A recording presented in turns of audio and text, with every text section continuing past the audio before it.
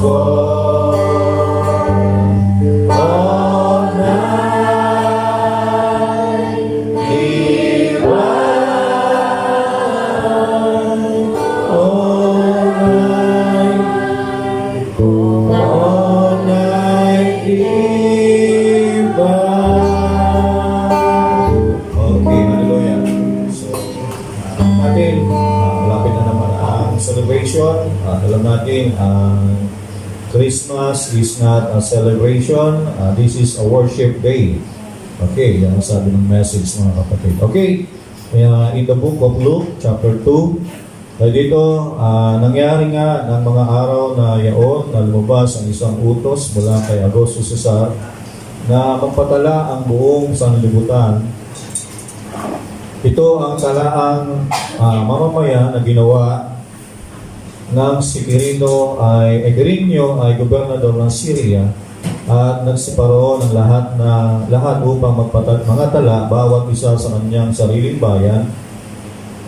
At si Jose naman ay umahon mula sa Galilea, mula sa bayan ng Nazareth hanggang sa Judea, sa bayan ni David, na kung tawagin Bethlehem, sapagkat siya ay sangkan at sa lahi ni David, upang patala siya, pati si Maria, na mag-aasawa sa kanya na kasalukuyang tagampan. At nangyari sa matalang sila ay nangangaroon at naganap ang karawang dapat siya manganak. At kanya pinanganak ang panganay niyang anak na lalaki at ito'y binalot niya ng lampin at inihiga sa isang pasabsaban sapagkat wala ng lugar para sa kanila sa tuluyan. At may mga pastor na tupa sa lupaing Bigyaon na nangasapara na pinagpupuyatan sa gabi ang kanilang kawan.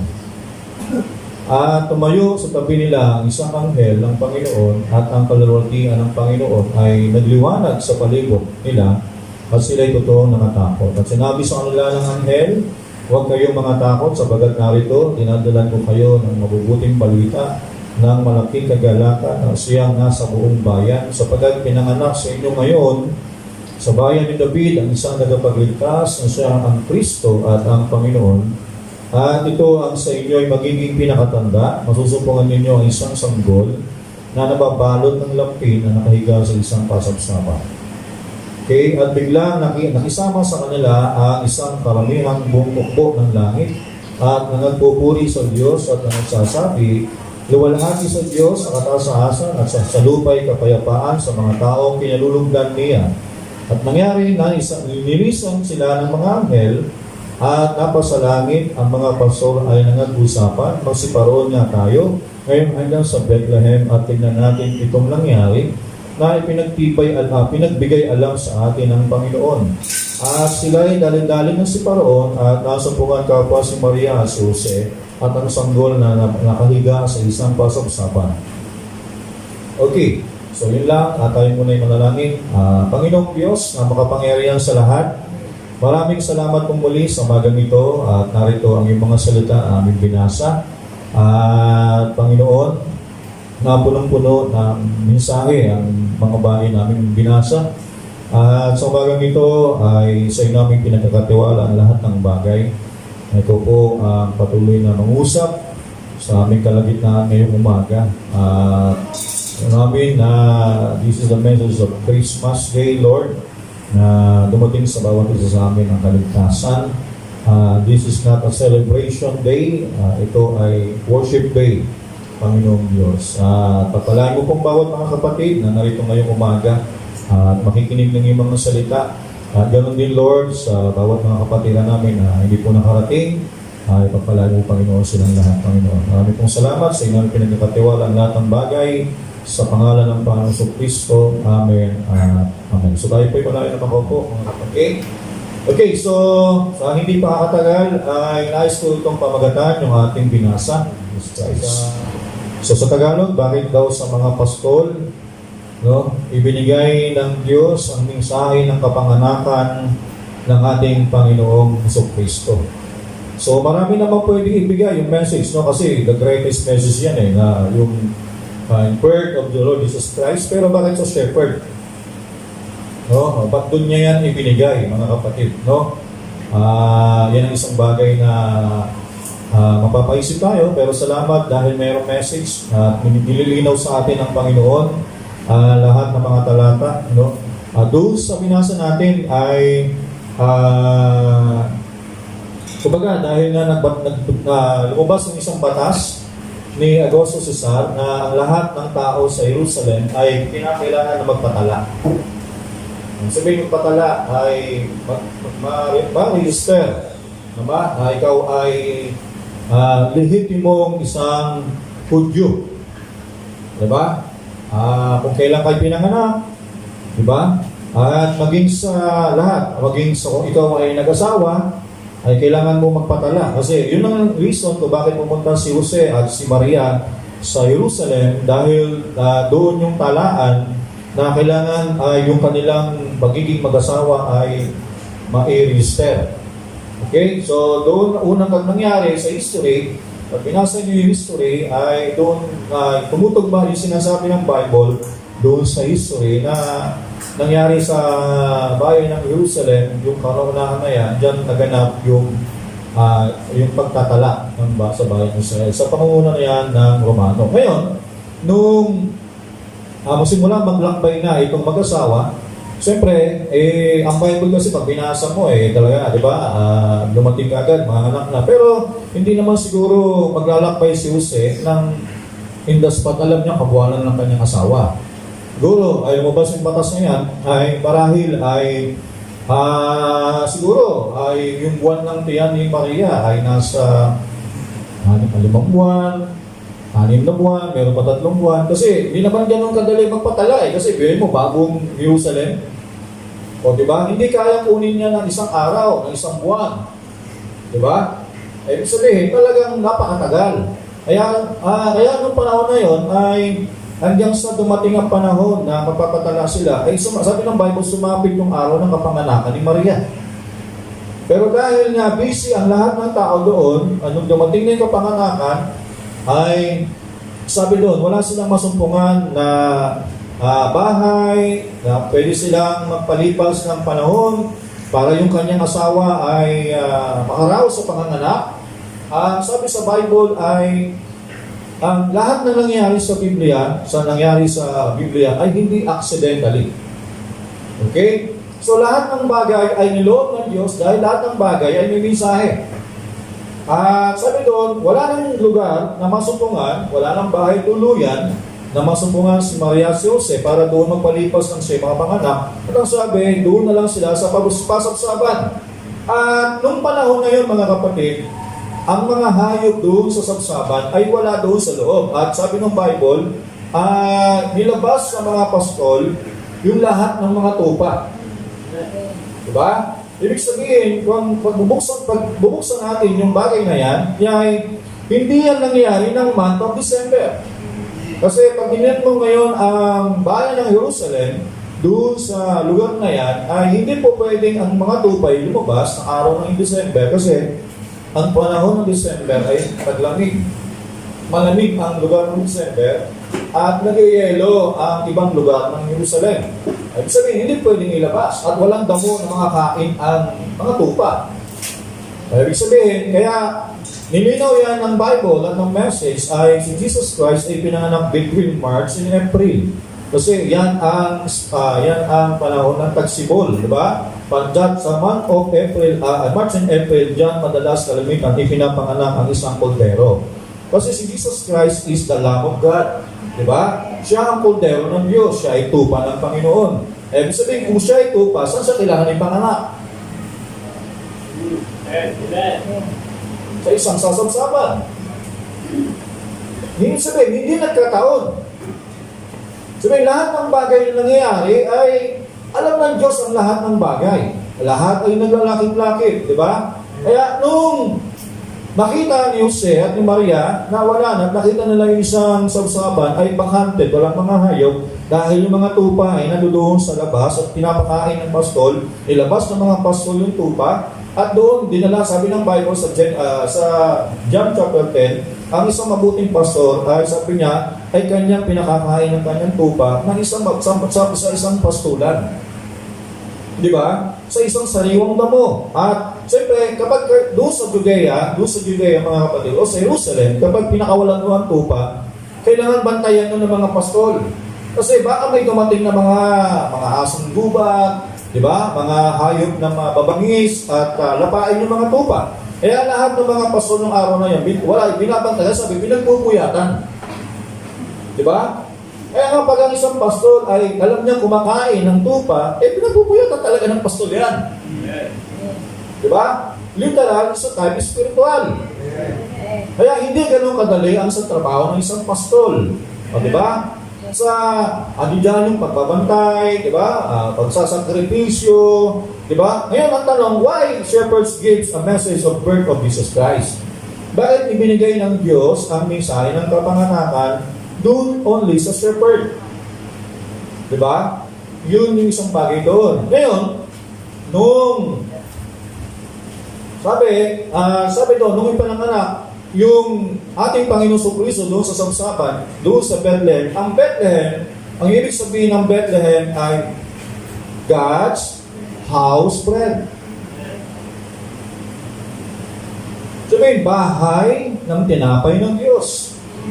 Di ba? Kaya may kanta di ba, na ipinanganak si Jesus sa puso ng Samsapan, di ba? May kanta yan Kaya nga sabihin ngayon, ang Samsapan ay hindi isang literal na Samsapan, si Kristo ay pinapanganak sa isang munting Samsapan, sa isang puso ng Diyos, sa puso ng bride.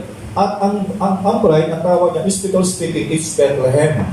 Saan sa dapat pinapanganak? God's house bread. Sa bahay ng tinapay ng Diyos. Di ba? Ngayon, nung nakita ng mag-asawa na wala nang bakante at doon na lang sila pumunta at doon ipinarao sa panganganak. Ngayon, nung lumabas yung bata sa sinapupunan ni Maria at dumating yung anghel sa mga pastol, at ang sabi, peace be with you, sumainyo kapayapaan, at ang sabi niya, ngayon, ipinanganak sa inyo, sa bayan ninyo, sa bayan ni David, ang Kristo at ang Panginoon. Kaya, ano yung mensahe? The message of the birth of the Lord Jesus Christ. Saan niya binigay? Sa shepherd. Bakit sa shepherd? Kasi, ang nakakakilala sa lamb ay ang shepherd. Diba? So, alam ng shepherd, nung sinabi ng anghel, ngayon ipinanganak sa inyo ngayon, sa bayan ni David, ang Kristo at ang Panginoon. So, alam nila yun ay lamb, kasi hindi naman ang sasasabihin na ang pinanganak ay Aquila. Sabi niya, lamb. Kasi hindi mangungusap ang anghel sa kanila kung hindi alam ng kordero kung sino tinutukoy nila. Yun ay Kristo at ang Panginoon. Kaya sabi, kahit sila, hindi naman nila tinanong, saan namin matatagpuan ang bata? Saan ba namin makikita ang bata? Ang Kristo. Alam nila kung saan nahanapin ang shepherd. Nasaan ba ang lamb? Hindi na sasabsaban. Diba? So, ganun lang kadali yun mga kapatid. Sabihin, hindi siya pinanganak sa malaking katedral, sa malaking palasyo. Diba? Hindi siya pinanganak doon sa bahay. Kundi saan siya pinanganak? Kung saan nararapat ang isang kordero. Diba? Kaya sa atin, hindi mahalaga yung ating lugar, kung saan tayo nagpupuri, saan tayo nagpapasalamat, kasi ito ay isang sabsaban. Ang mahalaga, kung ano yung nasa loob. Kasi, sa loob ng sabsaban, may buhay. Diba? Yun ang message, mga kapatid, na pinaparating ng anghel doon sa mga shepherd, na sabi nila, ngayon, dumating na sa inyo ang pagliligtas, ang isang mabuting balita. Sabi niya, pinanganak na sa inyo sa bahay ni David ang Kristo at Panginoon. Nung nalaman nila ito, sabi sila ng pasalamat. At sabi niya, yung laksa-laksa mga anghel, nagpuri sila. Sabihin, yung araw ng Pasko. Diba? Nung maganap ng siya, pinanganak. Nagpakita yung mga laksa-laksa mga anghel, at yung ibalita ito ng anghel doon sa who's the angel? Diba? The angel is the messenger of God. O diba? O sabihin, nung malaman ito, nung pinanganak ng Panginoon, nagbigay balita ang mga anghel, at pagkatapos sabi doon, nalaman ng mga pastol, At nung malaman nila, sabi, at ang mga anghel na nasa paligid nila, nilaksa-laksa ay sila ay nagpasalamat.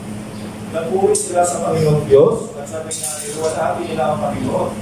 Kaya sabihin, ang Christmas is the worship day, not a celebration day. Diba? Walang masama na celebrate natin ang kasi alalahanin ito ang kapanganakan, diba? Kahit sabihin mo December 25, basta ba't mo lang i-celebrate? Magpasalamat ka, diba? Magpuso tayo sa Panginoon. Basta, huwag lang si Santa Claus yung iyong kasi kalabitan niya si Santa Claus na diba? Nakatataas na bawat isa. Ngayon, so yun ang isang bagay ng mga kapatid. So, next sir. Ngayon, ano na ba? Okay, sige.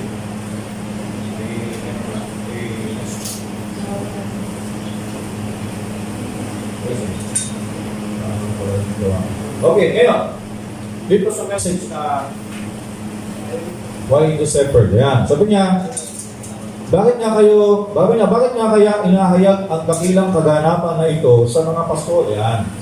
Iba-iba. Ngayon, sabi niya, yun nga'y para sa isang lubhang katakatakang bagay para sa atin.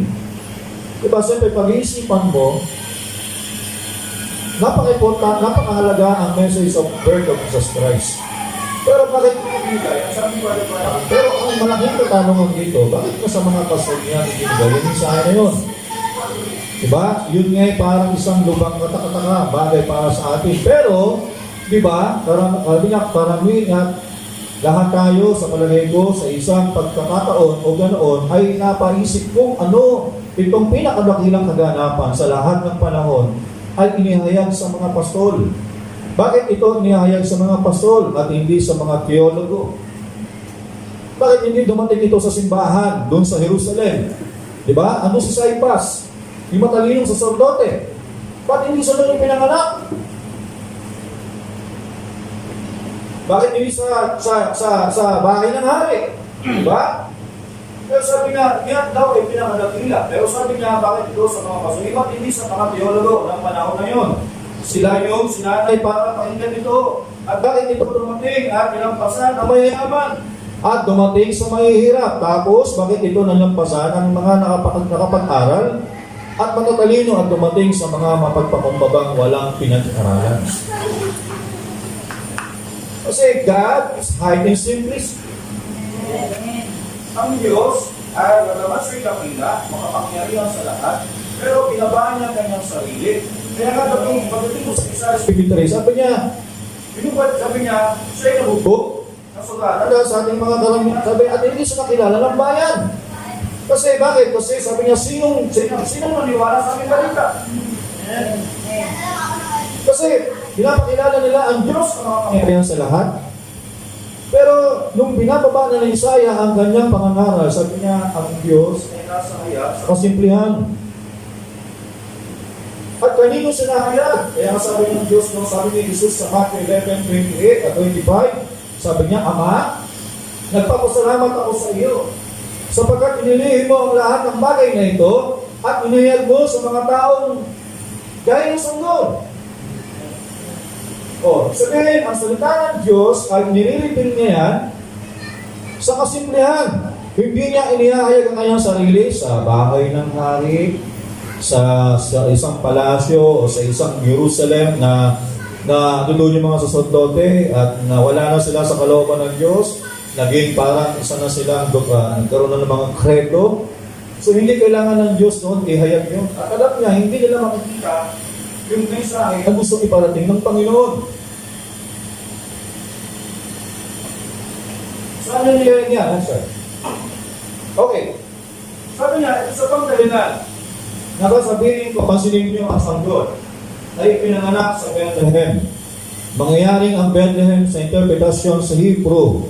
Ibig sabihin ng Bethlehem in Hebrew means gaya ng natatalakay na natin ng 2 taon na nakaraan. Dito, ang ibig sabihin ng Bethlehem ay bahay ng tinapay ng Diyos. At napatunayan natin mga kasalata na hindi siya maaaring dumako sa ibang lugar. Kasi hindi bahay ng Diyos yun. Bahay naman ng Diyos sa Jerusalem. Yung templo. Diba? Pero sa paglipas ng panahon, oo, sa panahon ni Haring David, naglasos ang ikagawa ang Diyos ng bahay, pero sa paglipas ng panahon, naluginisan na yun. Diba? Kaya nga ang Diyos ay wala na doon sa gawa ng tao. Saan siya napunta? Doon ka sa isang simple na hindi kayang isipin, na hindi maiisip ng tao na ang Diyos ay gagawin yung bagay na yun. Kasi isipin nila, Diyos ang mga pangyayari. Siyempre, gusto niya, mas maramilan siya doon sa bahay ng hari, doon sa Jerusalem na tinayo ni Solomon. Pero bakit doon siya? Mas gusto niya doon ipanganak, doon sa isang sanggunian. Kasi yun ang bahay na tinapay ng Diyos.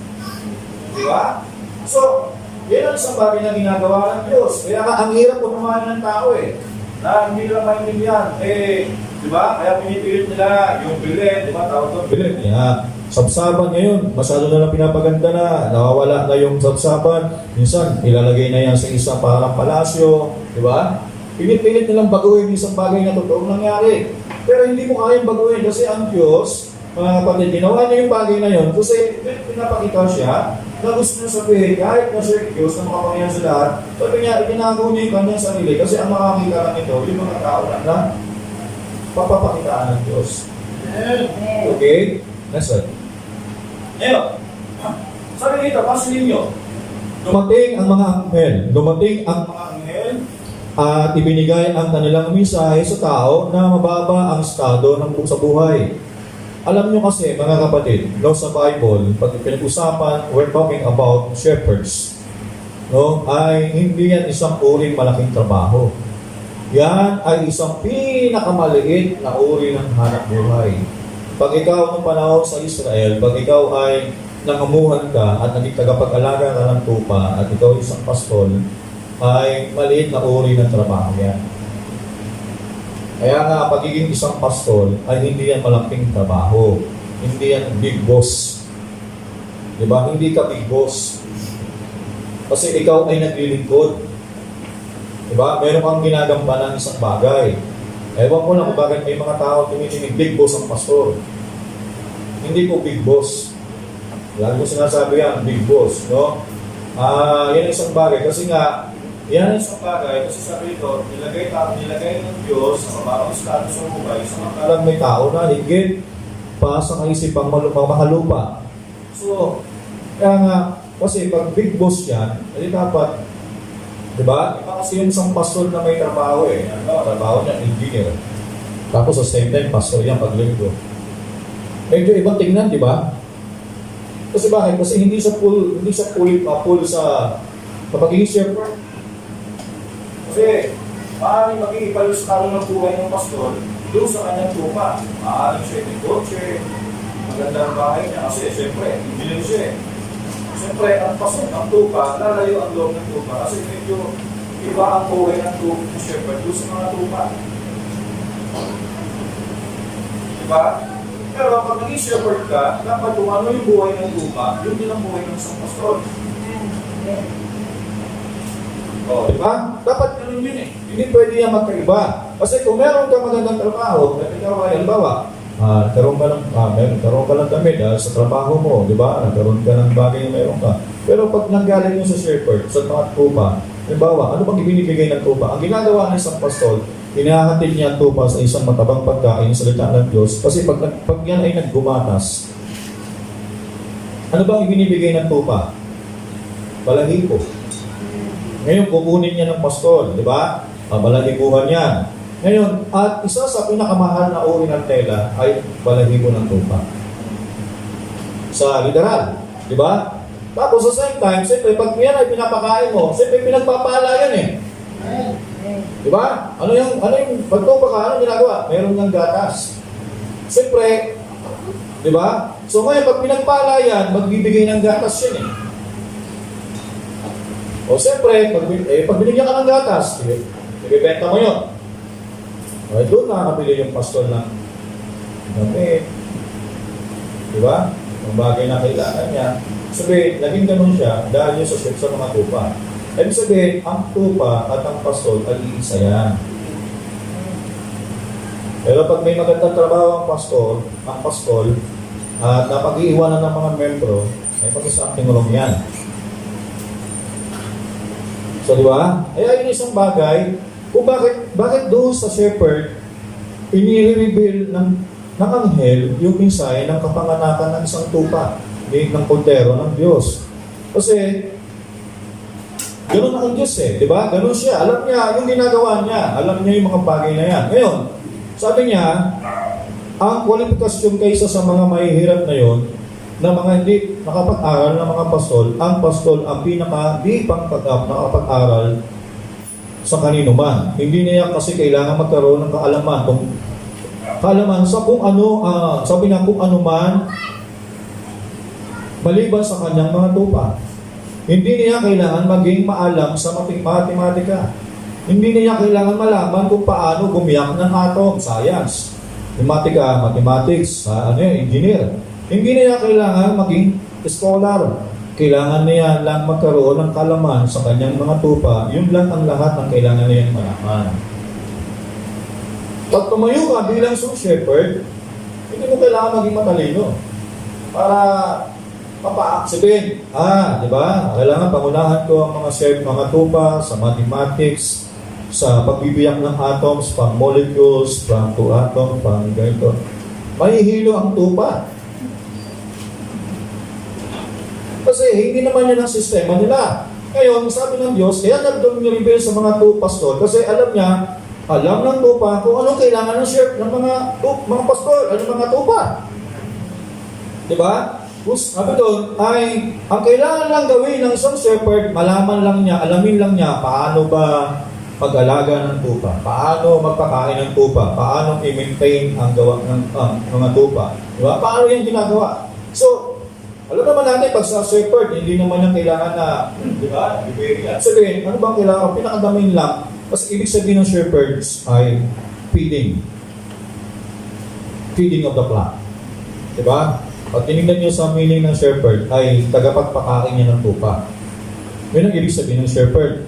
No, ibig sabihin, kung nakita ninyong hindi kayo nabubusog, hindi kayo pinapakain ng Diyos, at hindi nyo nakikita ang mensahe, ibig sabihin, may something wrong doon sa shepherd.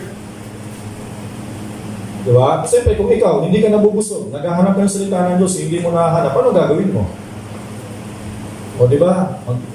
Magsisimula kang maghanap ng pagkain. Kasi bakit? Kasi sabi mo, hindi ako nakukontento ron, hindi ako nabubusog. May mga bagay ako kailangan, hindi ko nahanap. O diba? So, iwanan mo yung shepherd na yun. Pero kung nakikita mo na ikaw ay nabubusog, at nakita mo naghahayag ang Diyos sa iyo sa pamamagitan ng mga pastor. Kasi alam ng shepherd kung ano ang needs ng tupa. Kaya ang Diyos, very literal talaga, ang ganda talaga ng Diyos, diba? Ang galing niya, diba? Kaya nga doon mo makikita na talagang dapat ang Diyos ay naglagay sa isang bagay, lahat is perfect. No question. Diba? Kaya nga, hindi ito maintindihan ng matatalino kasi bumabasa sila doon sa kanilang kaalaman. Pero kapag ang Diyos ang naglagay, bakit shepherd? Bakit sa mga tupa? Kasi nga, bakit sa sabsaban? Diba? Kasi ang lahat ng bagay ay nagkakaisa. Okay, next slide. Okay, sabi dito, another quote pa, at ang Diyos, ang dakilang karunungan at ang lahat ng bukal at pinagmulan ng lahat ng karunungan ay ano pa, ipili ng ganoong tao tulad nun. Sabi niya, sabi niya, mga tao, ang ibig kong sabihin ay tulad nun. At nalampasan ang lahat ng pinagsanay ng gusto ng mga scholar na pinagsanay ng malaman yun. Kasi bakit nilampasan ng Diyos ang Jerusalem? Nandoon ay napakaraming saserdote. Nandoon ay nabihasa sila sa mahabang panahon, di ba? Pero sa mahabang panahon, nagkaroon sila ng mga kredo. Kaya nga hindi na magawa ng Diyos doon mangusap. Kaya nga, kasi bakit? Lumayo na sila Kasi ang Diyos, kapag lumalayo ka sa salita, di ba? Iniwanan ka talaga ng Diyos Kasi ang Diyos doon nila yan sa malapit sa salita. Kaya anong nangyari? Pumunta sa doon sa mga pastol, doon sa naghahayag, doon niya i-reveal yung message na yun. Isa lang ang pinahiwatig noon na sila ay pinagsanay sa maling bagay. Bakit hindi niya binigay yung message na yun doon sa Jerusalem? Di ba? Ayun, pumunta nga yung mga pantas doon di ba? Pumasok doon sa templo, di ba? Sabi, nasaan ang pinanganak ng hari? Tama na Hudyo. Hindi nila alam, di ba? Kaya ba't nangungusap pa ang Diyos doon? Sa mga denominasyon. Kaya nga, yun ang pagkakaiba natin. Kaya nga, ang mensahe dumating yan sa sabsaban, sa mga simple lang tao. Na, sabihin mo, iba, nagagawa nila sila ng puno, ang iba, nung una ako nasa Taguig, yung simbahan doon ay nakatungtong lang sa ano ng poste, tapos lampas tao yung taas, tubig yung ilalim. Kapag naglakad ka, gumagano yung loob. Pero ano bang yung joy mo? Kasi hindi mahalaga kung ano yung tsura ng building. Ang mahalaga, yung mensahe nasa loob. So, yun yung isang bagay na tinitingnan ng mga hinirang ng Diyos. Kapag tupak ka ng Diyos, sa kagulugan, doon ka sa sabsaban. Hahanapin mo yung sarili mo sa sabsaban. At hahanapin mo, siyempre, kung sino yung tao na nilagay ng Diyos sa'yo para pakainin ka ng walang God. Diba? At kapag nakita mo yung mga bagay na yun, sabihin ng Diyos ay kumikilos sa'yo.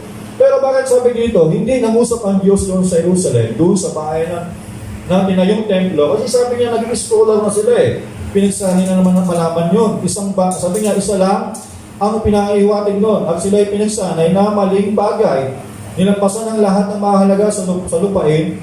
May mahalagang tao, mahuhusay na guro, si Caiaphas. Si Caiaphas, high priest yan. Sa punong sacerdote, maraming iba ang dakilang personalidad. Lahat ng magagaling na nakapag-aral ng Israel, lahat ng mga denominasyon at lahat ng mga nagmalalakihang teologo. Nilampasan ng Diyos ang bawat isa sa kanila. Ngayon, yan ay karunungan ng Diyos. Diba dapat ano bang mensahe na ibibigay ng Diyos kapag unahin niya ibigay sa templo? Diba? Pero dahil nga naging iba, alam nila kahit siguro, halimbawa, doon nang usap. Sige, baguhin natin baguhin natin ang senaryo. Dumating ang anghel sa kanila kay Caiaphas. At ang kasama ko pa mga sacerdote. Ngayon, ipinanganak na ang Kristo ang Panginoong tagapagligtas. Dahil si Caiaphas, naging matalino, iiral yung kanyang karunungan. Ito ang pagkaunawa ko dyan. Siguro, ang Kristo, diba? Magiging ibang dating nila. Dapat yung hari, nakadamit ito na maganda. Dapat yung papanganak, dapat ganito. Pero ibinihis na sa kanya lampin. Sabi ng message, swaddling cloth nga tawag ko. So sinabing damit ng swaddling cloth yun ay, alam mo yung dating sinaunang sako na pinaglalagyan ng kape. Alam ko, kung pamilya sa inyo, ang tsura nun, para siyang parang sa akin kasi sinulit, pero maraming sinulit yun. Ngayon parang tinahita yun hanggang sa maging sako, yun yung lagayin dati ng kape. No? Pero yun yung sinasapin doon sa, kasi bakit? Kasi meron yung sasabsaban, kasi ang trabaho nun, kapag may mga baka, para hindi siya masakta, pag nilagay yung pamatok, isasapin mo na yun. Okay? Isasapin yun bago yung pamatok. Para pag naglakad siya ng mabigat, hindi masyadong direkta doon sa balat niya, yung kahoy. Merong nasa gitna. Yun nga yung tela na yun. Pero banggit ng Biblia sa Tagalog, lampin. Pero tingnan mo sa English, diba? Iba yung banggit niya. Sabihin, yun yung tinatawag doon. Yun yung tela, hindi sa lampin talaga. Kumbaga, yun ay parang sako, yun yung binalot doon kayo sa Panginoon sa Kristo. Kung doon sa'yo pinanganak doon sa Jerusalem, baka yung pinakamagandang tela. Pero ayaw ng Diyos yun.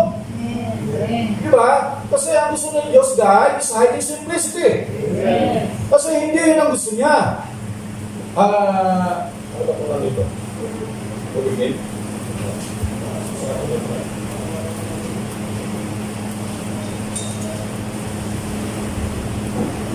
Okay. So, gano'n ang senaryo. At hindi alam ng anghel, hindi maintindihan ito ni Caiaphas. Maaaring iba yung magiging interpretation nila. Maaaring, di ba? Papalakihin nila yung bata, di ba? Sa ibang paraan ang kanilang gagawin. Pero hindi ko naman ginawa ng Diyos. Doon niya ipinanganak sa isang sabsaban habang wala yung mga apostol. Ngayon, mga apostol. Pero tapos sabi niya, binigay yung message ng mga message of birth of Jesus Christ doon sa mga apostol. Kasi ang mga paso, hindi sila magtatanong. Nagtanong pa sila sa anghel. Sabi, paano namin malalaman kung nasaan ipinanganak ng Kristo? Sabi doon, matapos magpuri sila, yung mga anghel, nagpakita, sabi niya, at hinahanap nila, ngayon, hinalugod pa nila ang buong Jerusalem. Hindi, kapatid. Kaya nga sa shepherd ni Rebellion, alam ng shepherd kung nasaan ang lamb. Nasa sabsaban. Hindi sila pahihirapan ng Diyos, di ba? Kasi ang lahat yan, naglalakit-lakit yan eh. Hindi yan pinahihirapan ng Diyos. Ngayon, kaya nga sa isang tunay na shepherd, hindi yan pahihirapan ng Diyos kung anong dapat niya inimisahe. Kasi ang misahe na kukunin niya nasa loob ng sabsaban para doon sa mga tupa. Eh siyempre, kung ang misahe mo, paglalaanan mo para sa mga kambing, napakahirap mag-aaral ng misahe para sa mga kambing. Pero kung tupa ang papangaralan mo, alam mo kung saan kukunin yung misahe. Nasa sabsaban. Kaya napakadali mag-preach. Kasi alam mo kung ano, saan kukunin yung, alam mo kung saan kukunin yung message. Kasi binigay ng anghel. Yun. Nakuha niyo ba ako? Sa kukuha ng mensahe. Sa end-time message. Sa angel of our generation. O, di ba? So, ngayon, yun ay isang bagay. Kaya, nakukuha yan eh. Kasi pag tinawag ka talaga ng Diyos, pag nilagay ka talaga ng Diyos as a shepherd, magmamanifest yan. Hindi ka mahihirapan paano maging isang shepherd. Kasi pag nilagay niya ng Diyos sa iyo yan, before the foundation of the world, pag nilagay sa iyo ng Diyos yan, hindi ka mahihirapan. Kasi bakit? Kasi tinawag ka ng Diyos sa bagay na yan. At pag may dumating na message ng anghel, sinabi sa iyo, nabasa mo ang message ng anghel, at alam mo kung saan para sa kanya, alam mo para yan sa tupa ng Panginoon. Diba? So, kaya ganun yan. Kaya bawat isa naglalakit-lakit kasi nga, nag-uugnay-ugnay siya. Ngayon, kung matalino kang tao, pag narinig mo yung mensahe ng anghel, ipapaliwanag mo ang message ng anghel by yung intellectual interpretation. Diba? Pero pag dumating yan sa tamang kalooban ng Diyos, alam ng shepherd kung ano ang ginagawa niya. Minalo ko muna kayo. Diba? Ngayon, next slide. Ngayon, sabi niya, pansinin, ang pinakamataas na kalangitan ay nagmamadali na parangalan ang pinakamababang aral ng lupa. Sino daw ang pinakamataas? Si Jesus yun eh. Diba? Siya yung Diyos, sabi Diyos ng katawang tao. Sabi niya, iniwan niya yung pagka-Diyos. Hindi ibig sabihin iniwan. Ibig sabihin yung kalagayan niya bilang isang ama, iniwan niya yun. Pagkatapos sabi niya, siya, habang nasa lupa, bumababa sa lupa, iniwan niya pagiging ama at lumagay siya bilang isang anak. Hindi ibig sabihin dalawang Diyos. Kaya sabi niya, Felipe, matagal mo na ako kasama, hindi mo pa ako kilala, hindi mo pa ako nakita. Diba? Ang sabi nila, si Jesus at ang ama ay iisa. Pag namatay ang ama, namatay na rin ang anak. Namatay lang pong anak, hindi ang ama. Magkaiba ang ama, magkaiba ang anak sa posisyon, pero same God. Kasi bakit? Sa kalagayan, magkaiba yan. Pero pagdating sa pagka-Diyos, isa lang ang Diyos. Diba? Ngayon, diba? Sabi niya, siya yung pinakamataas sa kalangitan. Pero sabi niya, siya ay nagpakababa. Diba? Binaba niya sarili niya. Ngayon sabi, nagpakababa siya. Sabi niya, sino niwa sa balita? Paano mo sa Jerusalem siya pinanganak? Sa templo? Sa tingin niyo, nagpakababa ba ang Kristo? Hindi. Pero pag sinabing nagpakababa, saan siya ipapanganak? Sa sabsaban. Kasi yun ang isang bagay na mababa. Ngayon, tapos sabi niya, basahin ko lang ulit ha, pansinin, ang pinakamataas sa kalangitan ay nagmamadali na parangalan ang mga pinakamababang di-aral ng kalupa. Bumaba ang pinakamataas ng kalangitan para ipakilala ang kanyang sarili sa pinakamababa sa lupa. Tingnan niyo ang Diyos. Ang hirap isipin ng tao matalino yan. Biruin mo, Diyos na makapangyarihan. We're talking about God. Pero sabi niya, pero ang Diyos naghayag doon sa mababa sa uri ng tao. Bakit hindi sa mga nag-aaral ng Bible School? Na natapos ng 10 taon, meron degree, meron diploma, tapos sila ng pagkapastor. Bakit hindi dilong ng usap ang Diyos? Ayaw kasi ng Diyos ng ganung paraan. Kasi alam nyo kung bakit? Sabihin nila, kaya sila nagpipreach dahil nakapag-aral sila. Sabihin nila, nakapag-preach sila, kaya ako nakapagtayo ng church dahil na pinag-aralan namin sa Bible School to how to build church. Ngayon, nasa ng Diyos sa mga bagay na yun? Wala. Ngayon, bakit pipiliin ng Diyos yun? Diba? Para magkakila siya. Ngayon, sabi dito, bumaba ang pinakamataas ng kalangitan para ipakilala ang kanyang sarili sa pinakamababa ng lupa na nilampasan ang lahat ng nasa gitna para ipakilala ang kanyang sarili sa ordinaryong mga pastol. Yung mga pastol na yan, hindi yan nag-aral. Kaya nga dito sa mensahe, may mga pastor dito lumilipat sa mensahe, nagtapos ng Bible School sa denomination. Pagdating ng nasa mensahe, sabi nila, back to zero kami. Yung natutunan namin sa 10 taon sa Bible School, sabi niya, dito parang nabura. Kasi bakit? Hindi mo kasi pwedeng gamitin dito yung napag-aralan mo sa denomination eh. Sasabihin mo, mag-Bible study ka, sasabihin mo, ito, algebra, ito, sabihin ko sa iyo, mapapahiya ka pag nangaral ka sa likuran sa harapan ng mga shepherd, ng mga tupa ng Panginoon, mapapahiya ka, kapatid. Talagang hindi tutugma yung kayabangan mo dito sa loob ng tunay ng mensahe. Diba?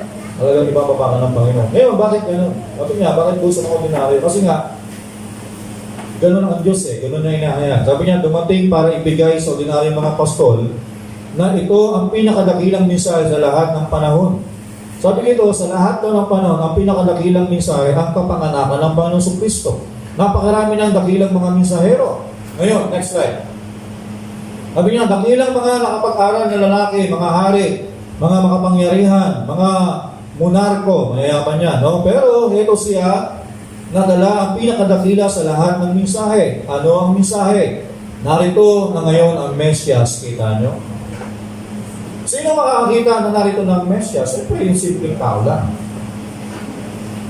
Pero kung tapos ka, ng pinag-aralan, mayamang ka, hindi mo kayang sabihin narito ng Mesyas. Kasi ang Diyos, naghahayag yan sa sabsaban. Eh kung hindi mo kayang pumunta sa sabsaban, paano mo ipipreach ang narito na ang Messiah? Diba? Kasi matalino ka, mayaman ka. Pag mayaman ka, hindi ka sanay sa amoy ng mga tupa. Masabihin mo mabaho. Pero ang shepherd, kahit matagal yan mag-stay dyan, sa kanya mabango yan. Kasi buong buhay niya yan eh. Diba, minsan, diba, nagawin tayo sa mga babuyan, nag-alaga ng baboy. Pagka, baho naman. Pero bakit hindi ba nag-alaga? Kasi alam mo kung bakit, hindi na yun eh. Diba? Hindi na sila sa amoy ng baboy. Ganon din sa shepherd sa tupa. Pero pag hindi ka shepherd, matalino ka, binayaran ka lang, mag-preach ka lang doon, hindi ka sanay, hindi ka mag-isip ng matagal. Sabi mo, ayaw ka na tumagal. Kasi, iba na yung amoy dito sa kulungan nyo eh. Simbahan nyo, iba amoy eh.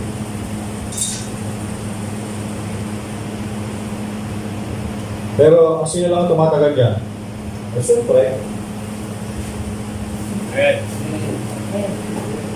Diba? Sino tatagal dyan? Bakit? Kasi, bakit? Buhay niya na yun, nandiyan siya eh. Kabisado niya na yung paikot-ikot ng buong sabsaban. At kilala na rin niya lahat ng tupang nandun sa loob. Diba? Yan.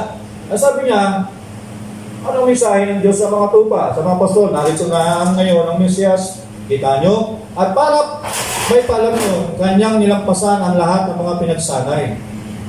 Para ipaalam ito na pagpakumbaba ito sa mapagpakumbabang mga pastol. Okay, next slide. Kung sabi dito, marahil uminto tayo rito at pag-usapan si Juan. Sabi ko, maaari tayong huminto rito at pag-usapan si Elias. Wala nakakalam kung saan nanggaling si Elias. Pag pinag-aralan yung buhay ni Elias, bigla na lang siya dumating sa Arsena. Sa 1 King chapter 17, binanggit ang pangalan si Eliseo. Pero saan ba siya nanggaling? Pero si ay binabalot niya ang kanyang katawan ng isang balat ng tupa. At ang tawag ni Brother Branham doon sa mga lahat ng propeta ay shepherd.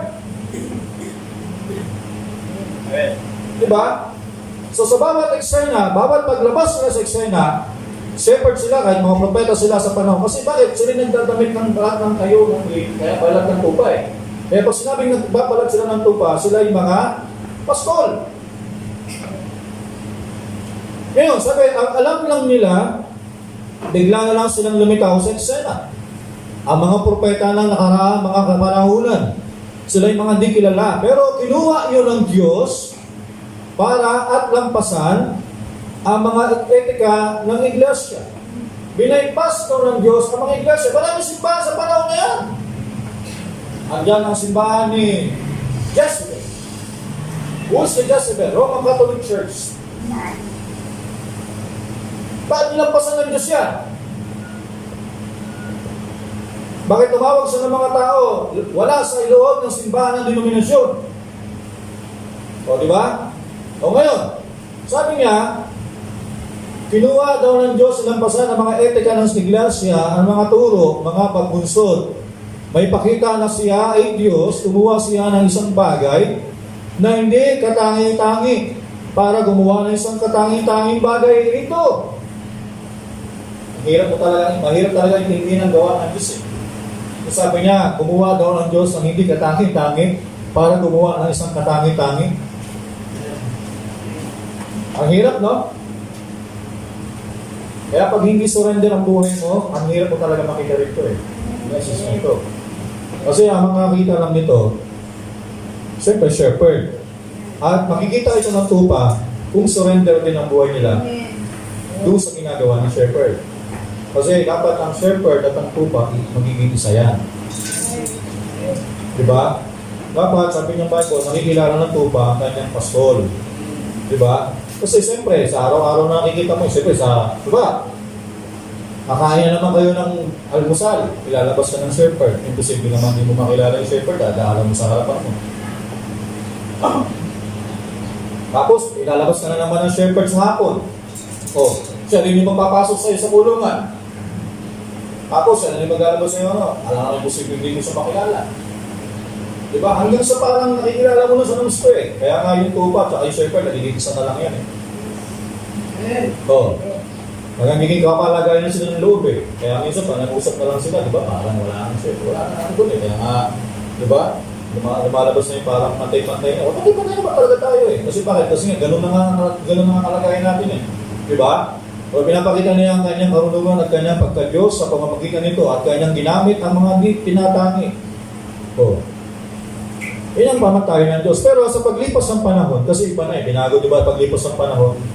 Ngayon, may mga gumamit na talagang tao ay matalino rin eh. Kasi alam niya, ginamit ng Diyos ang pastor, paglipas ng panahon sa 7 Church Ages, ang iglesia, nagtawag na ng mga pastor, nagkaroon ng Bible School, diba? Kaya ngayon, yung kalooban ng Diyos na sa pastor binibigay, ngayon nag-aaral na sila ng matematika, ng atom, diba? Kaya pag pumawag ng church, madali na lang sa Alejandro lang church. Kasi bakit? Kasi napag-aralan na namin how to build the church. Tapos sabi niya, kaya nga meron siya tinatawag na cell group. May tinatawag silang sagot muna ng Mother Church ang sweldo ng pastor sa loob ng 3 taon kasi yan ay nasa ilalim ng kondisyon ng pioneering. Ang ganda, di ba? Pagkatapos ng 4 na taon, kailangan marami ng kongregasyon yung church kasi iiwanan nila yung tulong at sabi nila, ngayon, kung ano man yung tithes sa offering ng church, iipunin yan, ipapadala yan sa mother, tapos si mother, doon depende ang sahod ng pastor kung magkano yung pumapasok na income. Ang ganda, di ba? Pero hindi gano'n ang kalooban ng Diyos. Hindi gano'n ang mensahe. So, kaya nga, bakit namumuusap ang Diyos doon sa malalaking denominasyon, malaking simbahan, na hindi nga nila makikita ang kalooban ng Diyos eh. O, di ba? Kaya nga, yun isang bagay doon, na gumagamit ang Diyos sa mga taong hindi katangi-tangi para gumawa ng mga bagay na katangi-tanging bagay. Ngayon, next slide, Brad. Ngayon, sabi nito, nung una na gumawa siya ng tao, gumawa lang siya ng isang pimpal ng puti. At gumawa ng isang tao mula roon, kung saan wala nang anumang doon kundi puti. Pero lumikas yan ng tao. At kinukuha ng Diyos mismo ang mga di tinatangi para gumawa ng katangi-tangi mula roon. Kasi dati, alam nyo kasi kung bakit? Kasi sa panahon ito ni Brother Branham, sa panahon kasi ng mahaba pang panahon, kapag lumagay ka bilang pastor, napakahirap talaga. Pero ngayon, maraming gusto maging pastor. Kasi bakit? Lalo na sa denominasyon. Pag sumali ka sa isang malaking denominasyon, sa isang sikat na denominasyon, pag nagpasok ka, kahit konti kongregasyon mo, kaya nga sa denominasyon, as long na maraming tao, maraming membro, na maraming collection, tuwang-tuwa ang Mother Church. At tuwang habang na malaki ang collection, malaki din ang balik sa pastol. Yan ang denominasyon. Diba? Kaya nga maraming gusto maging pastol. Kasi bakit? Kasi nga, ang laki ng sahod sa denominasyon. Pero kung nasa isang denominasyon, halimbawa, sa isang sikat na denominasyon, kung ikaw magpapasol ka, huwag kang sasali. Kung pasali ka sa denominasyon, doon ka magpaanin sa isang malaking denominasyon. Halimbawa, doon ka sa isang sikat na Methodist, na makayaman yan. Pag nagpasol ka sa Methodist, libre bahay, libre kotse, libre paaral ng mga anak mo. Tapos, magkano sahod ng monthly? Marami rin pastol eh. So, maraming nag-aaral ng Bible School. Mag-aaral sila ng Bible School 10 years. Pero pagkatapos na ng 10 years, pastor na sila. Kasi bakit? Tapos sa school. Maghahanap, parang nag-aaral. Pagkatapos ng mag-aaral, maghahanap ako ng magandang company na mataas magpasahod. Kaya yung iba, pag natapos sa mag-aaral, pastor, naghahanap sila ng isang denominasyon na sikat, malaki, maraming kongregasyon, nahanap sila. Magkano bigay dito, Brad? Sabihin, 30,000 monthly. Diyan ba sa inyo magkano? 40,000. Magkano dyan sa inyo? 50. Doon ako sa 50. Kaya, wala na. Nawala na yung talagang essence ng Diyos. Pero kung babalikan mo ang history, bakit sa mga pastor? Yung talaga ang kalooban ng Diyos. Kasi yung una pastor, diba? Sila ay tinatangi. Sabihin, maliit lang silang tao. Pero pinili sila ng Diyos para gumawa ng isang bagay na katangi-tangi. Ngayon, nung una, sabi na, saan na ba ako? Para gumawa ng katangi-tangi mula roon. At kung magpapatuloy tayo, niisip ang ating sarili, na mga katangi-tangi, kung gano'n ay hindi na tayo magagamit sa kamay ng Diyos. Yan! Kapag daw, sabi ni Balabanan, kapag inisip mo sa sarili mo, katangi-tangi ka, kaya gagamitin ka ng Diyos, sabi niya, doon ka hindi ka gagamitin ng Diyos. Pero dapat isipin mo sa sarili mo, hindi ako karapat-dapat. Dahil habang daw sinasabi mo sa sarili mo yan, hindi ako karapat-dapat, doon ka gagamitin ng Diyos. Diba? Sabi na, kailangan natin iwaksi ang lahat ng nalalaman natin at natutunan natin. Natutunan. Ibig sabihin, ayaw ng Diyos yan. Kaya sa panahon ni Moses, bago siya naging pastor, matalino si Moses sa loob ng 40 years, pero hinubad ng Diyos sa kanya yan, bago sa tinawag ng Diyos as a shepherd. Diba? Kasi hinubad ng Diyos ang lahat. Ngayon, gaya ng dakilang kay San Pablo, at sinabi niya na kinakailangan niyang kalimutan ang lahat ng natutunan niya nang sa gayoy makilala niya si Kristo. Sabi ng di Pablo sa kanyang mga sulat, sabi niya, dati nakilala ko ang salita ng Diyos, pinapangarap ko sa inyo dahil natutunan ko ito kay Gamaliel. Pero sabi niya, nung ihayag sa akin ang Panginoong Kristo, hindi na ito isang kapahayagan ng tao, kundi ito ay kapahayagan na ng Panginoong Kristo. Kaya sabi niya, pinapangarap ng Ebanghelyo ni Kristo, sabi niya sa pamamagitan ng kapahayagan ng Kristo. Kasi bakit? Si Pablo ay naging hindi katangi-tangi. At pinili siya ng Diyos para maging gumawa ng mga bagay na katangi-tangi. Kasi kung dala ni Pablo ang katalinuhan, sino matataas? Ang Diyos ba? O si Pablo? Si Pablo. Pero kung ang isang tao, minabad niya ang lahat ng bagay at gagamitin siya ng Diyos, sa tingin niyo, sino ang upuri sa kanya? At hindi niyo sabihin, makikita niyo mga isang tao kung sino naluluwalhati sa kanyang pananalita. At makikita niyo isang taong marunungan ang nabasa sa kanya. Alam mo yan. ang bukang bibig niya si ako.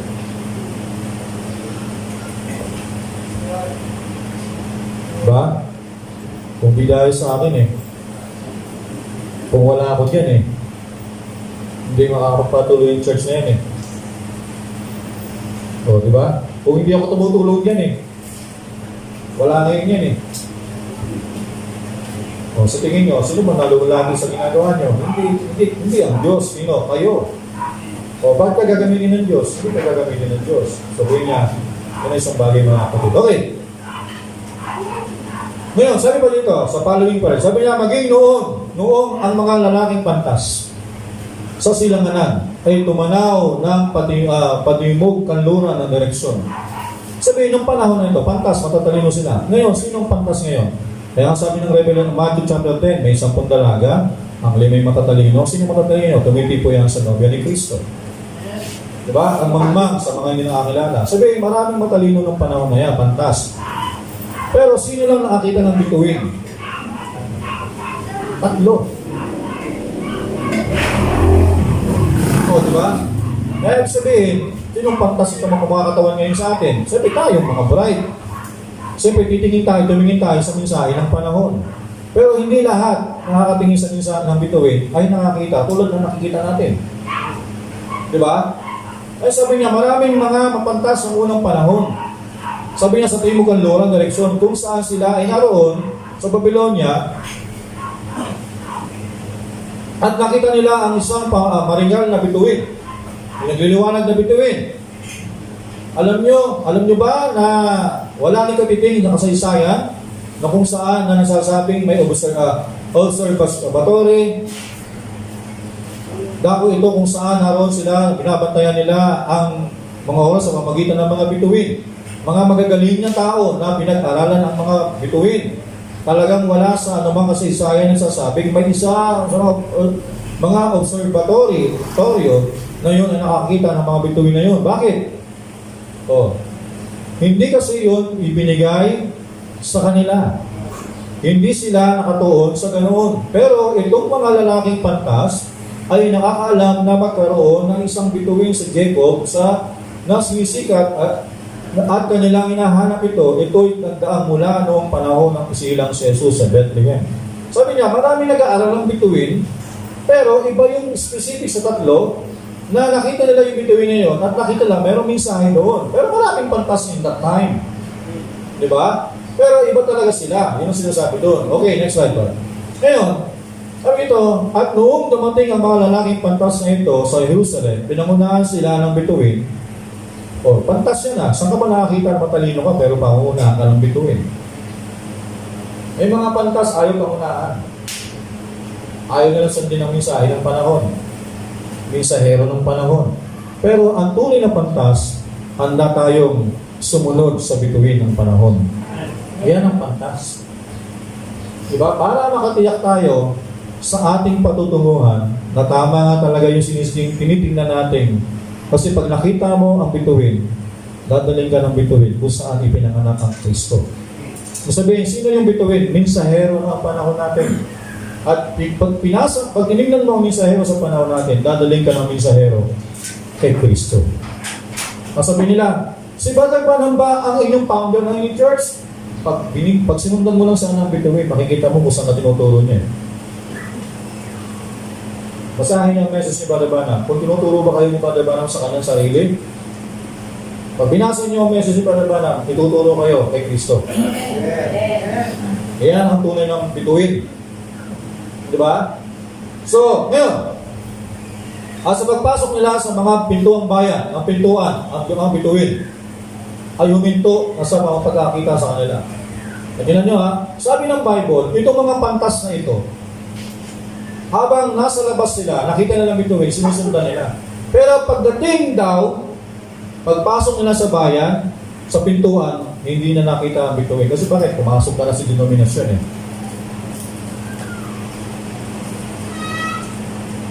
Yung 3 pantas, pumasok sa Jerusalem, nakausap yung hari. At sabi, habang nandun sa loob ng palasyo, hindi nila nakikita ang bituin. Kaya sabi nila, nasaan yung pinanganak ng hari ng mga bituin? Sabi ng hari. Pero hindi nila makita kasi bakit? Kasi habang ang tao nasa loob ng denominasyon, hindi mo makikita kung sino ang nasaan ang bituin. At hindi mo makikita kung nasaan ang Kristo yung pinanganak. Anong sabi? Nung lumabas sila sa kaharian, at muli nila nakita ang bituin. At sinundan nila, at nakita nila yung bata sa paglalakbay nila sa loob ng 2 taon, nakita nila at sinamba nila yung bata. Diba? Kaya anong narinig natin yung mensahe, nilabas tayo nandun sa denominasyon eh. Kasi sabi natin, tama ang mensahe na bawat tumayo ang babae. Pero bakit dito sa kulungan ko, dito sa nabibilangan ko, bakit pwede? Hindi ko talaga makita ang bituin. Hindi ko talaga makita ang salita ng Diyos kasi bakit? Sabi ng Bible, ang isang katawang walang mata, bulag. Ano ang katawan? Iglesia. Ano ang mata? Propeta. Kaya sabi nila, nung nasa loob sila, hindi ko talaga makita. Kasi bakit bulag nga yung pinagbibilangan mo? Paano makikita ang salita ng Diyos? Kaya sabi mo, lalabas ako. Hanapin ko yung bituin. Nung nakita mo yung bituin, habang nasumpungan mo siya, binabasa mo mga mensahe niya, narinig mo mga mensahe niya, dinadala ka nito papunta kay Kristo. At sabi mo, at nakita ko si Kristo. At makita mo siya, diba sabi ko, masumpungan ng mga pantas, sumamba siya doon, sila doon sa bata. Ibig sabihin, pag tama yung understanding mo, may tamang pagsamba. Pastor, sa denomination, nagpupuri naman sila, inawin nila Amazing Grace. Yes, pero may revelation ba? Kinakanta nila yung The Love of God. Yung kinakanta natin dito, pastor, kinakanta na sa denomination. Oh yes. Pero ang tanong, may kapahayagan ba? O habang nandun sila sa loob ng denominasyon, hindi nila makikita ang salitang nakikita natin. Kasi bakit? Dahil wala silang propeta. Kailangan nila lumabas yung denominasyon. Kasi ang denominasyon against yan sa mga bagay na naririnig natin. Kaya nga lumabas tayo. Dati ako nasa iba't ibang denominasyon, di ba? Ganyan ang ginawa natin. So, yan isang bagay. Kaya yung pantas, habang nandoon sa loob ng palasyo, ang sabi ng Bible, at pagpasok, sabi ng message, at sa pagpasok nila sa pintuang bayan, ang bituin, ang supernatural na nanguna. Nanguna sa kanila ay huminto sa pagpapakita sa kanila. Parot parito sa mga lansangan itong mag-inom na lalaki. Kaya mga lalaki, bakit huminto? Kasi nga, pumasok na sila sa loob eh. Sabi, may mga bubong na, may humaharang na para makita nila yung kalooban ng Diyos. Ano yun? Mga kredo. Dogma. Diba? Kaya nung lumabas yung pantas, umalis sila sa denominasyon, natalakbay nila. Doon, napakita nila ulit yung bituin ng sundan. Okay, next slide. Okay, sabi niya, grabe inspiration. Yun para sa mga pastol. Balik na naman tayo sa mga pastol. Kanina, tinalive natin yung shepherd, ay yung mga pantas. So sabi niya, grabe inspiration para sa mga pastol. Bumaba ang mga anghel at nangusap sa mga pastol, ang mga anghel ng Diyos, ay dumating mula para mangusap sa isang grupo ng pastol. Inisip ko, kung kayo'y nagkaroon na ba ng pagkakataon na makipag-usap sa isang pastol, o may nakasama ng pastol, noon, kung nasubukan nyo, ayaw ko sanang sabihin ito dahil sa komento, sasabihin ko mamaya. Pero sabi niya, pero dahil sa pananatili ng matagal ng pastol kasama ang kanyang mga tupa, ayan nga't maging ang tawa niya ay parang tawa ng mga tupa.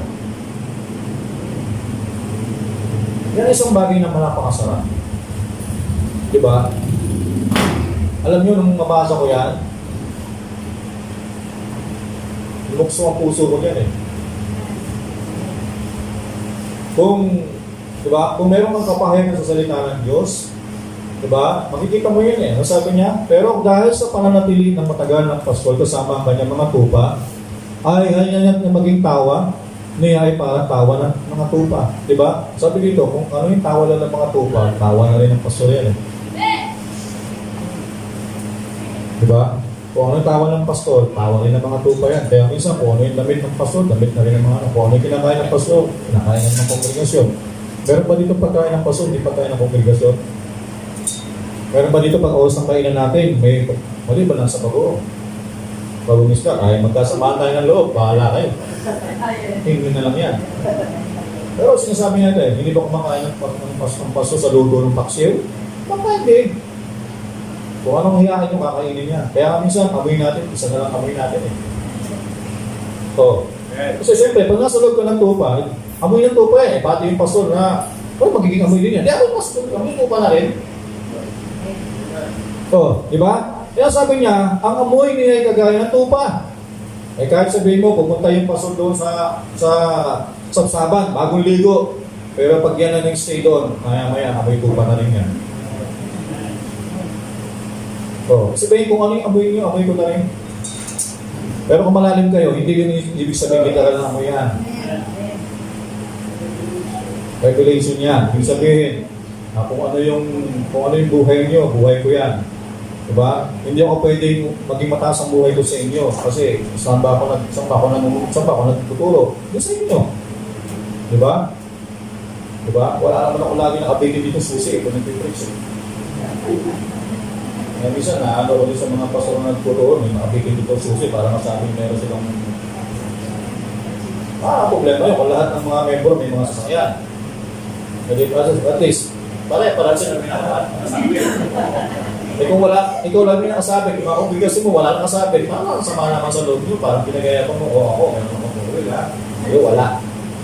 Pero kung meron ka naman forward, sila meron, okay lang magyabang ka sila. Kasi kung meron ka, meron din, makita pag tayo ng brother, meron din, kasi mo, nakatikim din. Okay lang yun. Di ba? Kaya minsan, pag nagbibili ako ng damit sa ukay-ukay na lang kaya. Kasi pag nakita ko si Brad ganito, pero yung damit na, kaya naman bibili ako ng damit sa ganito. Baka naman, kaso magkano yung damit na, niligaluhan ko kayo, baka mapahiya ako, baka imbis na niligaluhan ako, baka hindi ako regaluhan eh. Ang mahal pala ng damit niya. Kaya minsan, sa ukay-ukay na ako sisilip eh. Minsan, tinitingnan ko na rin yung forma ng kongregasyon at yun ang magiging forma. Diba? Kahit naman sabihin mo, bumili ka ng kaya nga, bumibili na lang ako ng mga parang mukhang simple na sa paningin eh.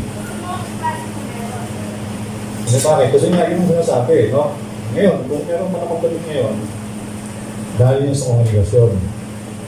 Diba? Hindi dahil sa yun ang isang bagay na masarap sa isang pastor na kung ano man merong marating ang pastor nyo, diba? Dahil yun sa tupa.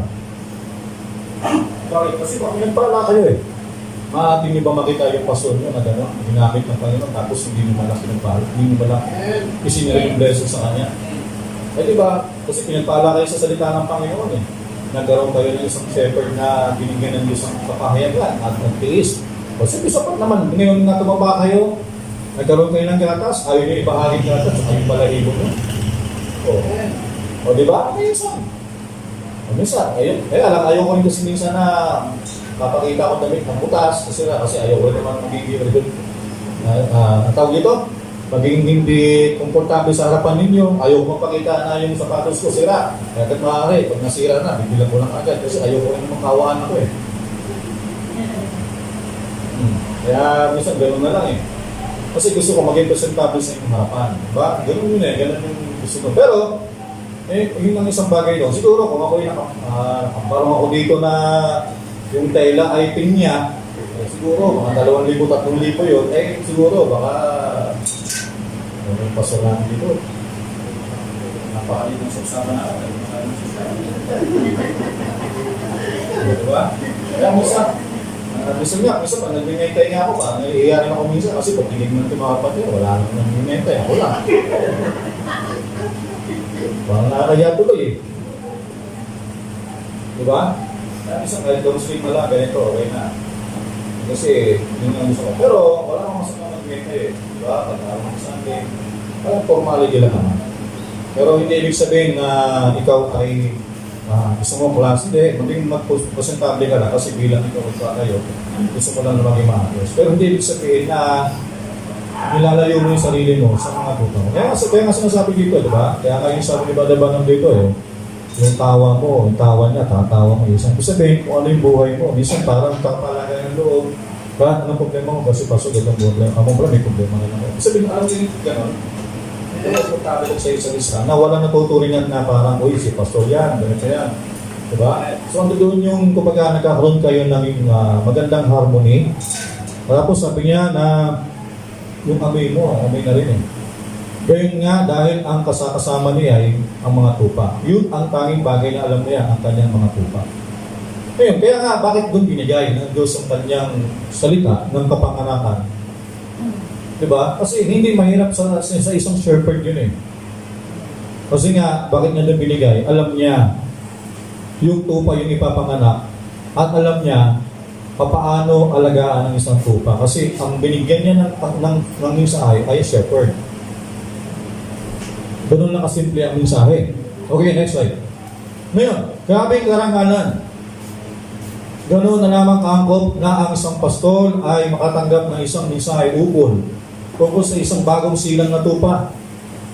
Hindi nga yun darating kung anong iba kundi sa isang pastol. Yun ang dahilan kung bakit si Jesus ay pinanganak sa sapsapan kasi siya ay tupa. At hindi sa isang bahay. Hindi ipinapanganak ang tupa sa isang bahay o sa isang napapalutian na kulay rosas sa gilid ng ospital. Hindi rin siya pinanganak sa ospital. Diba? Kita nyo, sila ay pinanganak sa kamalig at sa kabukiran. So, nature. Okay, next slide. Okay, sabi dito, bilisan ko na, yun ang dahilan kung bakit siya na pinangunahan patungo sa Kalbaryo. Hindi nyo mapapalakad ang isang tupa sa tuluyan patungo sa katayan. Alam niyo ba yon? Sa mga yarda ng katayan, may kambing sila roon na nangunguna sa tupa. At kapag nakakaabot na siya sa lugar ng katayan, ang kambing ay tumatalon. Paalis at inahayaan ng tupa na magpatuloy. Ang tupa ay kinakailangan ng pangunahan. Yan. Hindi niya mapapangunahan ang kanyang sarili. Kaya mangyari na kinakailangan maging pastol na darating para sa kanya, sa tupa. Noong matagpuan nila ang Diyos sa nasanggol doon mismo sa sinabi ng mensahero kung saan siya napatatagpuan at noong nasumpungan nila ang mensaheng ito ng mensahero na nasa sapsapan doon mismo sa dako na sinabing ng anghel masusumpungan ito. Okay. Next slide. Sabi dito, sa isang sapsapan, bakit tingnan nyo kung ano ang comfortable ang mga pasto sa sapsapan? Ano kaya sa tingin nyo kung sa isang teologo ang magdadako roon, maglalagay siguro siya sa pag-ipit sa kanyang ilong at siyang sasabi, paalisin nyo na ako sa lugar na ito. Kita nyo, siya nga'y magiging wala sa lugar, siya hindi mapapalagay. Sabi ko sa teologo, dalhin mo sa pasapsapan, hindi siya tatagal doon kasi bakit ayaw niya ng amoy nun eh. Diba? Kaya nga marami sa teologo, pagkatapos mga preach sa mga simbahan, punta sa SM. O, diba? Kasi ito talagang gusto nilang puntahan. Diba? Pero kita nyo, yun nga yung mismo lang tahanan mismo para sa mga pastol. O, diba? Bakit sa mga pastol? Hindi sa mga teologo. Kasi pag pumunta sa teologo, tatakpan nilang ilong nila. Pero bakit sa mga pastol? Kasi alam nila, parang kasi yung pastol, parang bahay na nila yung simbahan eh. Kaya isa, pag pumunta dito ang paso sa simbahan, ay parang pupunta minsan matulog sa kapila. Diba? Parang umaba yung panahon niya dito sa loob. Ito kasi bakit? Kasi nga, ang tingin niya kasi sa sabsaban, parang bahay niya na yan. Diba? Ngayon, para sa pastol, alam ng Diyos kung saan niya pinapadala ang kanyang mensahe. Kita nyo, ganun niya mismo. Sa kalagayan na ito na ang pastol ay naroon sa kanilang pagkakwadra, kasama ang kanilang koldero, na isang pinatutuan ng mensahe na kanilang napaganda. Grabing ganda. Ayan. Okay. Okay. Ito tayo. Ngayon, sabi nito, pero yung pastol niya ito, komportable sa lugar na yun kasama ang kondero ng Diyos, at sino mang mabuting pastol ay ganoong bagay rin ang gagawin. Kapag ang isang mabuting pastol na nangangalaga ng mga tupay, masasaksiyan ang salita ng Diyos na pinapaging malinaw at pinatotohanan ukol sa bagay na pinangako ng Diyos, gagawin ang pastol na yun ay kampante. Siyempre, pag inilibig sa iyo ng Diyos at alam mo kung para sa ano, siyempre, para sa mga tupa. Hindi naman para, di ba? So, kaya nga, iba ang ministry. Okay, next slide. Okay, sabi dito sa Jeremiah chapter 3 verse 15. At bibigyan ko kayo ng pastol yan, ayon sa kanilang kalooban, sa aking kalooban, at kakandili sa inyo ng kalaman at unawa. O ngayon, pag binibigay ang Diyos sa inyo ng pastol at wala yung kalaman at unawa, hindi ang pastol galing sa Diyos. Hindi tayo lalago. Diba? Pero pag binigay niya yan, praise the Lord, kasi alam natin na tayo nasa kalooban ng Diyos. Okay, next slide. May sabi dito, lampasan na natin yan, yung binanggit ko na ito, tungkol doon sa mga tupa yan, yung narinig nila yung tupa at dinig ng Panginoon. Okay, si Moses, ipinakita ni Jehovah ang kanyang sarili rito sa propetang pastol na ito, binigyan sila ng 3 kaloob para pagtibayin ang kanyang pamimisteryo at katawagan sa mga matatanda ng Israel ay kay Paraon. Ngayon, pansinin nyo, ang propetang pastol na ito, ngayon, kanyang pinagkalooban sa tuwin na ang kanyang propeta ng supernatural na tanda para patotohanan na ang Diyos nga ay nasa kanila. Dahil hindi maaaring naroon ang presensya ng Diyos na walang supernatural. Ibig sabihin, ngayon, kapag ang Diyos ay naglagay ng mensahe sa pastol, may supernatural yan. Diba? Mayroong kakaibang nangyayari. Na mga bagay na nangyayari. Kailanman ay hindi nagpakita si Jehovah ng walang supernatural na paglakip sa kanya. Kailangan niya. Okay. Sabi pa dito, ngayon, ang unang tanda sa kanyang binigay. So alam na natin, hindi ko nakukwento yung mahabang panahon ni Moses, nang siya matalino, hinubad ng Diyos. Diretso na ako dito sa talatang ito. Nung tinawag na siya ng Diyos, hawak na itong gold, lumagay na siya bilang isang shepherd. Diba? Hinubad na ng Diyos ang lahat ng karunungan. At binigyan siya ng Diyos ng 3 tanda. Ngayon, ang unang tanda sa kanyang ibinigay, ang propeta na ito, ginawa ahas ang kanyang tungkod. Ano yan? Diba? Yung mga miracle. Ngayon, ang ikalawa, yung kamay niya ay naging ketong. Ketong yan, di ba? Pinasok niya yung sa gilid. Pagkabas, naging ketong. Binalik niyo ulit, wala. Yun yung pangalawang tanda, Moses. 3, kumuha ng tubig mula sa Nil, sa Nile ng Egypto, at gawin yung dugo. Ngayon, ibinigay ng Diyos sa 3 tanda na ito sa kanyang para patotohanan sa Egypto at maging sa Israel na nasa binigkas sa salita ng Diyos. Okay, meron ako gustong i-drive dito. Okay, next one. Sabi niya, masdan ang 3 tanda sa kanyang binigay sa kanya na walang kinalaman sa kanyang trabaho. Tingnan nyo. Sabi ni Brother Branham, nung ibigay ng Diyos kay Moses ang unang tanda, pangalawang tanda, pangatlong tanda, yung unang tanda, pangalawa, may kinalaman sa ministry niya, sa trabaho na bilang isang shepherd. Pero pagdating sa pangatlo, what is the third? Revealing of the Word. Third pool. Diba? Sabi niya, ibinigay ng Diyos sa kanya na walang kinalaman sa kanyang trabaho, hindi may kinalaman sa kanyang pagkatao. Itong kanyang 3 tanda, yung ministry ng isang pastor na pangatlong tanda, pasinin, ang naunang 2 tanda, may kinalaman sa kanya, bilang isang shepherd, kasi nagis na yung tungkod, diba? Pinasok yung kamay niya. Sabi niya sa sarili niya at sa kanyang trabaho, at ang mga ito ay ang tanging 2 tanda na sinabi ng Biblia na may kalakip na tingin. Sabihin, bawat tanda, mayroong mensahe yun. Pero sabi niya, yung isang tanda na walang kalakip na tingin, pero yung 2 tanda, ibinigay mula sa kanyang sariling pagkatao, sa kanyang bayan, at may kalakip na mga tingin. Ngayon, next slide. Pero ang 3 tanda, ngayon pansinin, ibinigay ang tanda ng 3 tanda ay tanda ng kamatayan. Diba? Merong 15 to the loss. Pagdating ng third pool, meron diyang kalakip na switching to the loss. Pwede yung pangangaral niya para sa kaligtasan ng isang tao, pero pwede rin lumabas yung pangangaral niya dumating doon sa preaching to the loss. Loss na talaga. Dalawa yan, di ba? Isang grace at isang biyaya. At isang grace at isang hatol. Biyaya doon sa mga sumasampalataya, pero magiging hatol doon sa mga hindi sasampalataya. Yun ang sabi niya. Yun ang third pool, ha?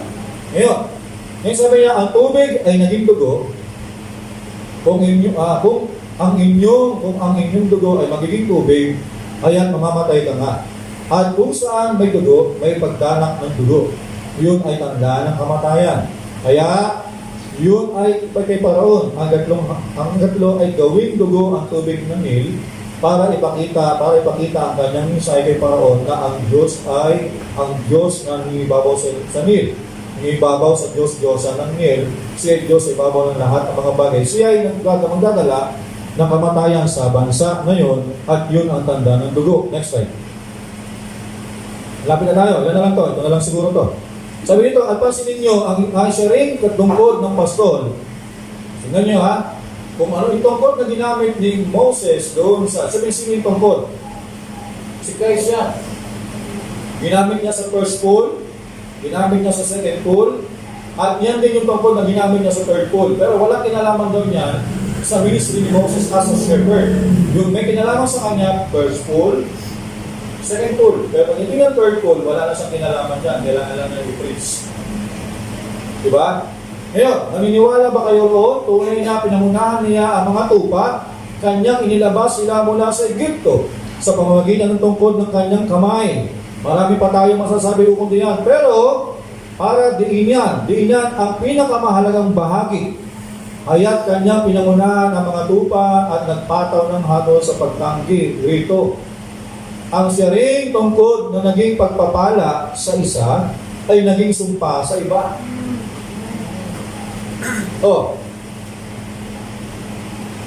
Ay ang siya ring mga tubig ng pangangaral ni Noah na nagligtas sa kanya ang humatol sa sanlibutan.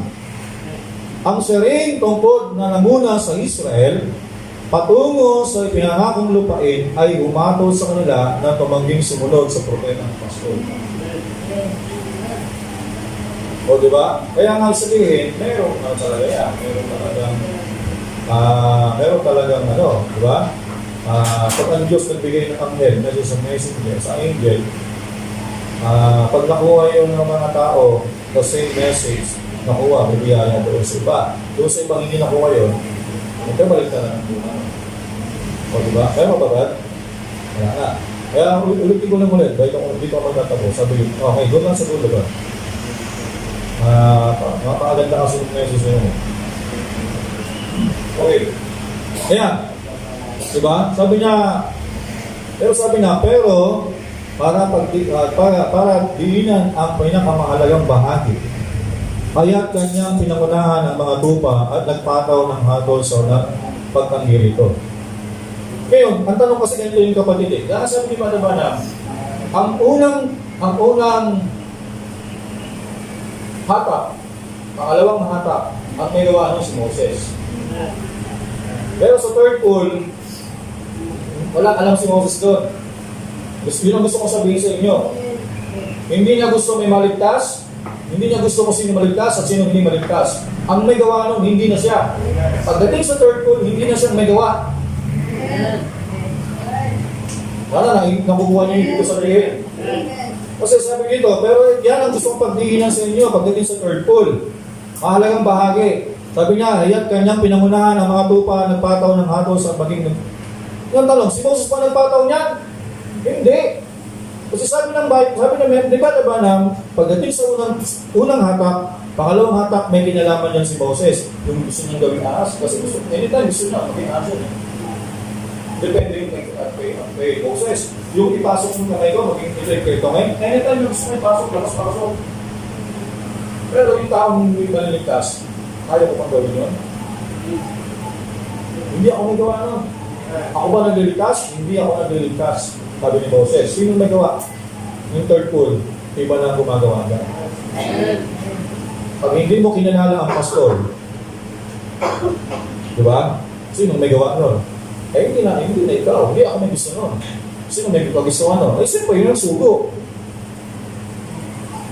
Kaya nga ito pinagdidi na sabi niya, ang saring, sabi nito, pinangunahan ang mga tupa at nagpataw ng hatol sa pagtanggi rito. Hinatulan ng Diyos yung mga taong kinalaban doon si Moses, di ba? Sabi niya, Moses, bumukod ka sa kanila. Umuwalay ka sa kanila, may pag-iwalay. Ngayon, sabi niya, nilapon sila ng lupa. Sino gumawa nun? Si Moses ba? Hindi si Moses ang gumawa nun. Diba? Walang kinalaman si Moses doon. Sabi doon, yung pangatlo, wala nang kinalaman sa trabaho ni Moses yun. Ang isa rin tungkod na naging pagpapala sa isa, di ba? Ano sabi? A blessing. Lahat may sakit. Inaano ni Moses, gumagaling. Lahat na may problema, Pag ginampi ni Moses ang tungkol sa mga tao, nawawala yung problema. Pinagpala sila. Pero sabi niya, yung naging pagpapala sa iba, sa pagkintang ganito, ang isa rin tungkol na naging pagpapala sa iba. Diba? At naging sumpa sa iba. Ang siya rin mga tubig na nangyayari, nangaral si Noah, ay naligtas sa kanya. Ang humato sa sanlibutan ay siya rin tungkol na nanguna sa Israel, patungo sa pinangamon lupain, ay humato sa kanila ng pamangking sumunod sa propeta ng Pastor. Kaya sa akin, kaya nga preaching to the lost walang kinalaman ng mga tao dyan. Diba? Ang Diyos ang kumikilos behind the third pull ministry. Diba? Ang kinalaman lang, ang may kagawan lang tayo, kaya ating gawin niya, first pull, second pull. Pero kapag umiral na ang third pull, ay wala na tayong magagawa dyan. Diyos na gumagawa. Kaya ngayon, why shepherd? Bakit sa pastor binigay ng Diyos ang kanyang mensahe para sa kapanganakan ng Panginoon sa Kristo? So alam na natin. Okay? So, yun. Kaya simula pa lang ito pagkin natin kasi buwan na ito ng December. Kaya sunod-sunod na yan. Siguro message na Pasko. Okay? Simulan lang natin sa shepherd muna. Okay. Ngayon, topic natin about ngayon ay message ng shepherd. Okay. So, ngayon, alam natin bakit sa shepherd ibinigay ng Diyos ang mensahe about in Israel. So, ganyan lang. At ulit, ay sana napagpala tayo ng mensahe ng Panginoon.